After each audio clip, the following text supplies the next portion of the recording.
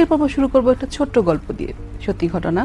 আমার পরিচিত একজন স্কুল টিচার হঠাৎ করে শরীর খারাপ লাগায় গেলেন ডাক্তারের কাছে। ডাক্তার সাহেব তার প্রেশার মেপে বললেন হাই ব্লাড প্রেশার, দিলেন নিয়মিত কিছু ওষুধ খেতে। কিছুদিন ওষুধ খাওয়ার পরে যখন তার আর ভালো লাগলো না প্রতিদিন ওষুধ খেতে, ছেড়ে দিলেন। মাঝে মাঝে যখন প্রেশারটা বাড়ে ওষুধ খান, আর সাথে চলে তেঁতুল গোলানো পানি অথবা টোটকা কোনো চিকিৎসা। ফলাফল, মাত্র কয়েক বছরের মধ্যে উনি স্ট্রোকে আক্রান্ত হয়ে এখন পক্ষাঘাতগ্রস্ত। এই যদি হয় একজন স্কুল টিচারের মতো শিক্ষিত মানুষের ব্লাড প্রেশারের প্রতি আচরণ, তাহলে আমাদের সাধারণ জনগোষ্ঠীর কী অবস্থা? দর্শক, আজকে তাই আমরা কথা বলবো নীরব ঘাতক ব্লাড প্রেশার এবং এ বিষয়ে করণীয় নিয়ে। এ নিয়ে কথা বলার জন্য আমাদের সাথে স্টুডিওতে উপস্থিত আছেন দেশের একজন বরেণ্য কার্ডিওলজিস্ট। সাথে আছেন ডক্টর জুলফিকার লেলিন, সহযোগী অধ্যাপক, জাতীয় হৃদরোগ ইনস্টিটিউট। আসুন স্যারকে স্বাগত জানাই এবং জেনে নিই ব্লাড প্রেশার নিয়ে নানা কিছু। স্যার, আসসালামু আলাইকুম। স্যার, ওয়ালাইকুম আসসালাম। স্যার কেমন আছেন? ভালো আছি। স্যার, আপনাকে অসংখ্য ধন্যবাদ জানাচ্ছি আপনার এই ব্যস্ত সময় থেকে আমাদেরকে সময় দিয়ে এই যে স্টুডিওতে আসলেন এর জন্য।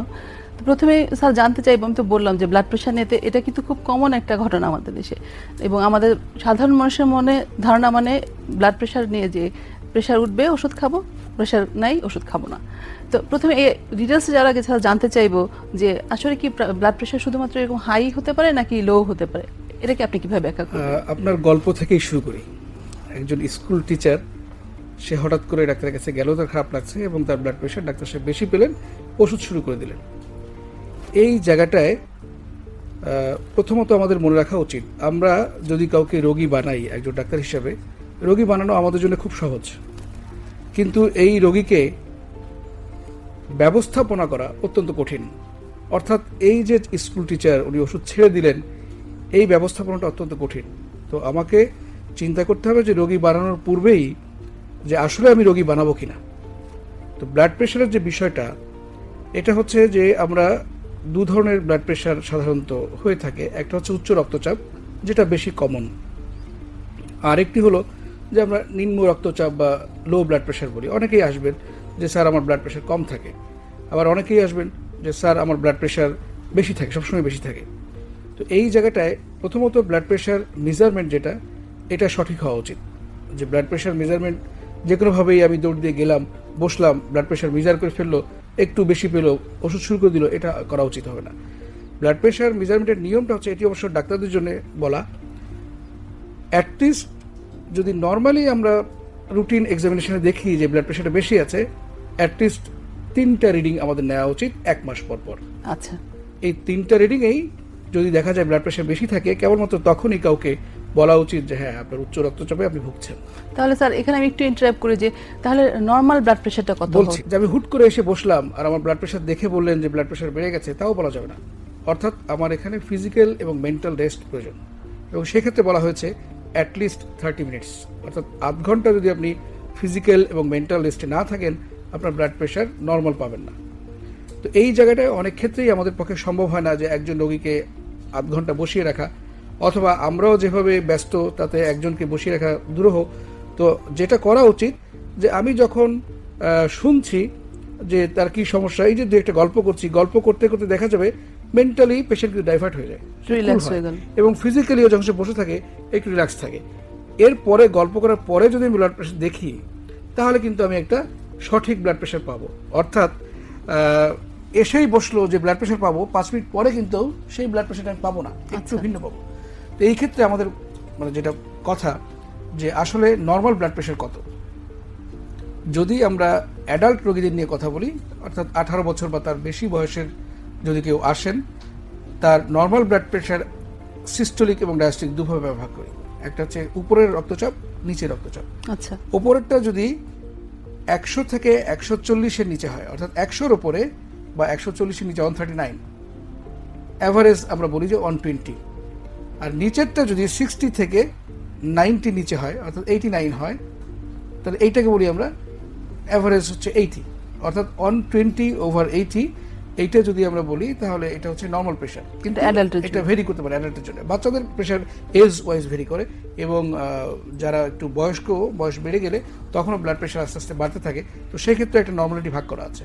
যেমন একজন 60 বছরের বয়স্ক মানুষ, ওনার ব্লাড প্রেশার যদি আমি 140-র নিচে পাই সিস্টোলিক, নর্মাল। 140 উপরে গেলে এটা অবশ্যই অ্যাবনর্মাল। তারপরও আমরা তার ফিজিক্যাল অবস্থাটা বুঝে তাকে রোগী ঘোষণা করবো কি করবো না, এটা অনেকগুলো বিষয়ের উপর ডিপেন্ড করে। অর্থাৎ বয়স বাড়লে যেটা হয়, রক্ত নালীগুলো কিন্তু আস্তে আস্তে সরু হতে থাকে। ব্লাড প্রেশারটা হচ্ছে রক্ত নালীর উপর যে রক্তের চাপটা পড়ে, এটাই হচ্ছে ব্লাড প্রেশার। তো রক্তনালী যদি সরু হয়, ব্লাড প্রেশার এমনিতেই বাড়বে। তো এই ক্ষেত্রগুলো আমাদের চিন্তা করতে হয়। তো যেটা বলছিলাম যে প্রথমত রোগী ঘোষণা করতে আমাদের একটু চিন্তা করা উচিত যে আসলে ঘোষণা করবো কিনা।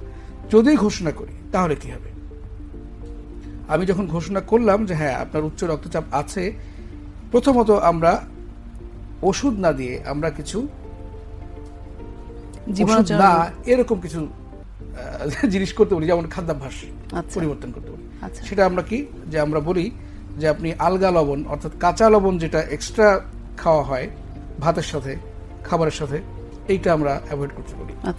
আমরা বলি যে কিছু ফিজিক্যাল এক্সারসাইজ বাড়ানোর জন্য, অর্থাৎ আমি যদি সারাদিন বসে থাকি, সিডেন্টারি লাইফ লিড করি, তাহলে হবে না, আমাকে অ্যাক্টিভিটিস যেতে হবে। অর্থাৎ যদি প্রতিদিন আমি 30 থেকে 35 মিনিট হাঁটি, এইটা কিন্তু আমার একটা ফিজিক্যাল এক্সারসাইজ হয়।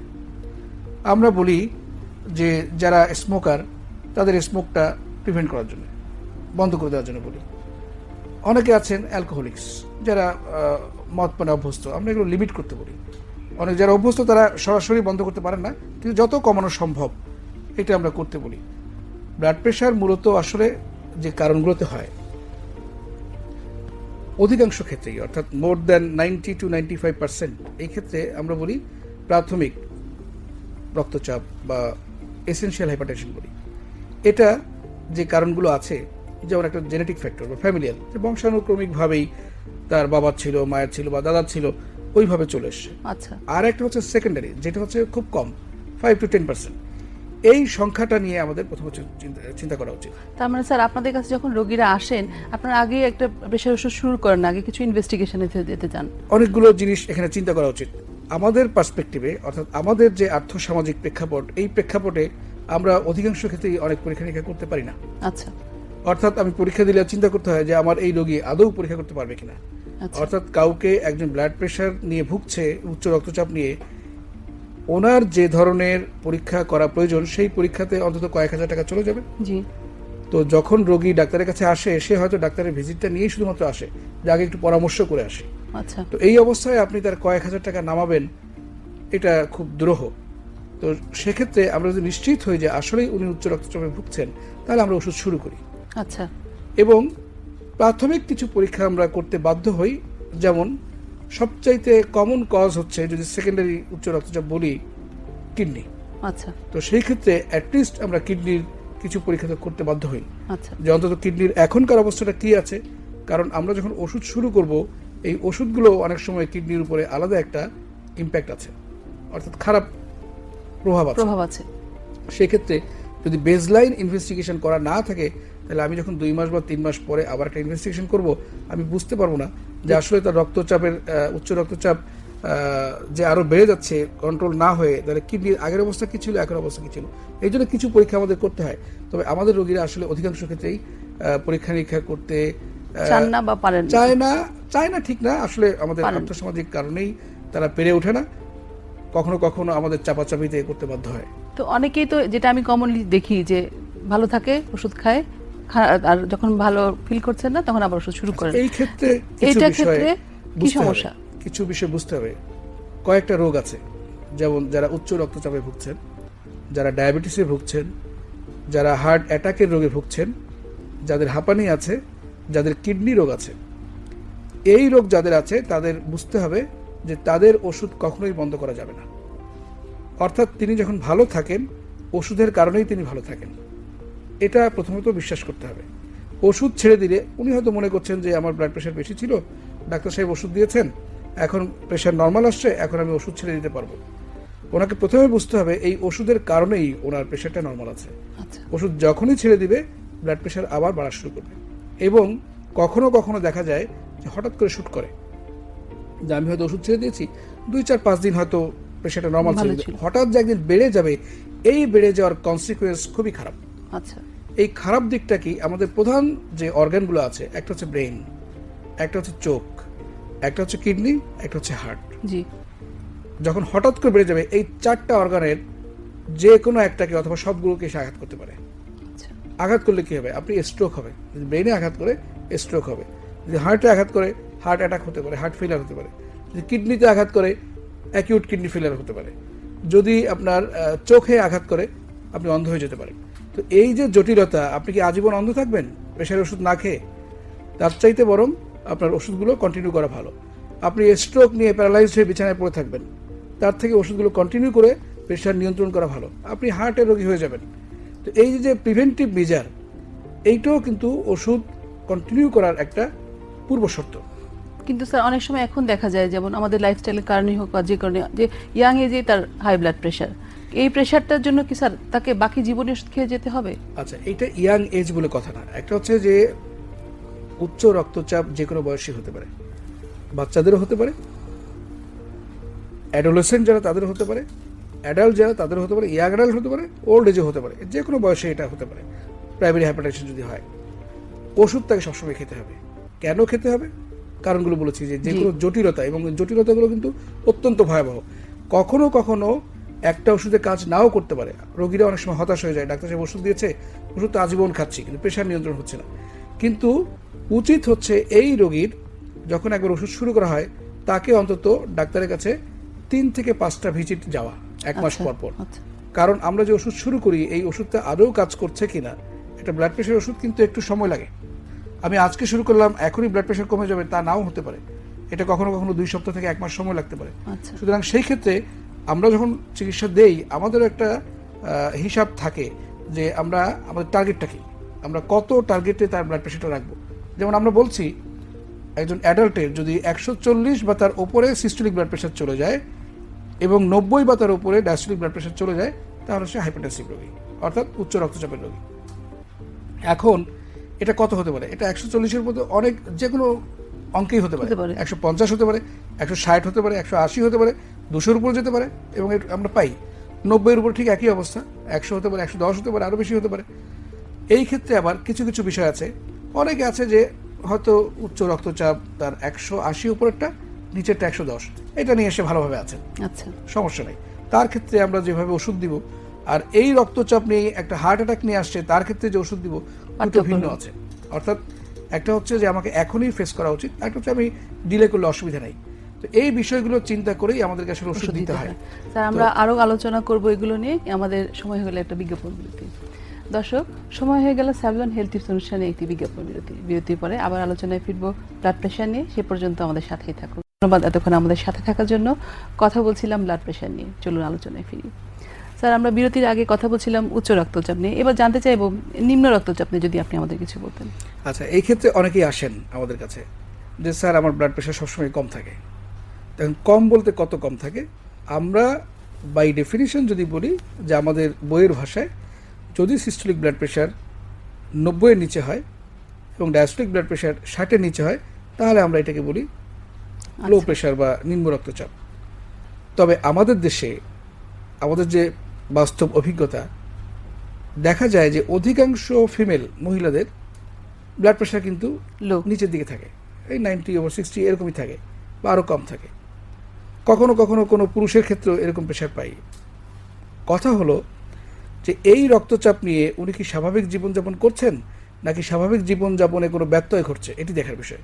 স্যার এবার জানতে চাইবো, একটু প্রেগনেন্সিতে তো আমরা প্রায়ই পাই যে উচ্চ রক্তচাপ নিয়ে আসে, এরকম ক্ষেত্রে আমি কিভাবে বুঝবো যেটা প্রেগনেন্সির জন্য ব্লাড প্রেশার নাকি তার আগের থেকে ছিল, বা এই ক্ষেত্রে তাদের কি কমপ্লিকেশন হতে পারে? এই ক্ষেত্রে হচ্ছে আমরা যেটা বলি অ্যান্টিনেটাল চেক আপ। জি, প্রেগনেন্সির সময়, প্রেগনেন্সিতে কয়েক ধরনের রক্তচাপ, উচ্চ রক্তচাপ থাকতে পারে। একটা হলো যে আগে থেকেই তার উচ্চ রক্তচাপ ছিল, এখন সে প্রেগনেন্সি ডেভেলপ করেছে, এইটা একটা ইস্যু। নিউলি যদি প্রেগনেন্সিতে উচ্চ রক্তচাপ ডায়াগনোসিস হয়, যেটাকে আমরা বলি জেস্টেশনাল হাইপারটেনশন, অর্থাৎ প্রেগনেন্সি ইনডিউসড হাইপারটেনশন, এখানে প্রেগনেন্সি হচ্ছে কজ। আচ্ছা, এইটা যদি আমরা বলি, তাহলে আমরা বলি যে একটা প্রেগনেন্সির 20 সপ্তাহ পার হওয়ার পরে যদি ব্লাড প্রেশার বেশি পাই, আমরা বেশি বানাচ্ছে অ্যাবাভ 140/90, তখন বলা যাবে এটা প্রেগনেন্সি ইনডিউসড ব্লাড প্রেশার। এখন প্রেগনেন্সি ইনডিউসড ব্লাড প্রেশারের কতগুলো খারাপ দিক আছে। একটা হলো যে আমরা শুনে থাকবেন যে আমরা প্রি এক্লাম্পসিয়া বলি বা এক্লাম্পসিয়া বলি, তো এটাকেও আমাদের নির্ধারণ করতে হয় যে তার কি শুধুমাত্র উচ্চ রক্তচাপই আছে নাকি প্রি এক্লামশিয়া দিকে যাচ্ছে বা এক্লামশিয়া দিকে যাচ্ছে, বিকজ ও দুটো হচ্ছে অনেক ঝুঁকিপূর্ণ একটা বাচ্চার প্রেগনেন্সির জন্য, অর্থাৎ নর্মাল একটা ডেলিভারির জন্য খুব ঝুঁকিপূর্ণ। তো এই বিষয়গুলো আমাদের চিন্তা করতে হয় এবং প্রেগনেন্সির সময়ে যেটা করা উচিত, এই উচ্চ রক্তচাপ আমাদের নিয়ন্ত্রণে রাখতেই হয়। স্যার, আমরা এসে পড়েছি অনুষ্ঠানের একদম শেষ দিকে। আপনি যদি আমার দর্শকদের উদ্দেশ্যে সংক্ষেপে বলতেন যে কি করলে তারা, যারা অলরেডি ব্লাড প্রেশার আক্রান্ত বা হওয়ার চান্স থেকে গেছে, তারা কি করলে ভালো থাকবে জীবন? আমি যেটা বলবো দর্শকদের ক্ষেত্রে, যারা মনে করছেন যে তারা উচ্চ রক্তচাপ বা নিম্ন রক্তচাপে ভুগছেন, তারা ওষুধ যদি কখনো শুরু হয় নিয়মিত ওষুধ খাবেন। এই বিষয়ে একটু বিশেষজ্ঞ জ্ঞানের জন্য অন্ততপক্ষে যারা কার্ডিওলজিতে চিকিৎসক আছেন তাদের পরামর্শ নেবেন, তাদের লাইফস্টাইল চেঞ্জ করবেন, অর্থাৎ সিডেন্টারি লাইফ, সারাক্ষণ আমি ঘুমাবো এরকম যেন না হয়, এবং একটু ফিজিক্যাল অ্যাক্টিভিটিস তাদের বাড়াতে হবে। আর সাথে খাবার দাবারের ব্যাপারে একটু সচেতন হবে। তারা যদি পারে সবচাইতে বেশি শাকসবজি খাবে, তারা যদি পারে একটু ফ্রুটস বেশি করে খাবে, তারা যদি পারে যে আমরা যেটা বলি প্রাণীজ তেল যেটা, এটা না খেয়ে উদ্ভিজ তেল যদি খায়, এটা তাদের জন্য ভালো হবে। স্যার, আপনাকে অসংখ্য ধন্যবাদ আপনার ব্যস্ত সময় থেকে আমাদেরকে সময় দেওয়ার জন্য এবং আপনার মূল্যবান উপদেশগুলো আমাদের সাথে শেয়ার করার জন্য। আপনি ভালো থাকবেন এবং আগামী কোনো পর্বে আপনার সাথে আবার নতুন কোনো বিষয় নিয়ে দেখা হবে। ধন্যবাদ আপনাকে। হাইপারটেনশন বা উচ্চ রক্তচাপকে বিশেষ করে বলা যায় তুষের আগুনের মতো, কখন যে আপনার সর্বনাশ করে দেবে আপনি বুঝতেও পারবেন না। তাই বছরে একবার হলে আপনার প্রেশারটা চেক করুন, আপনার প্রেশারের নাম্বারটা জানুন। দর্শক, আমাদের আজকের আয়োজনে আপনার প্রেশারটি রেগুলার চেক করুন এবং আপনার পাশের যে লোকটি আছে তাকেও চেক করতে বলুন। ভালো থাকুন এবং ভালো রাখুন আপনার চারপাশের সবাইকে।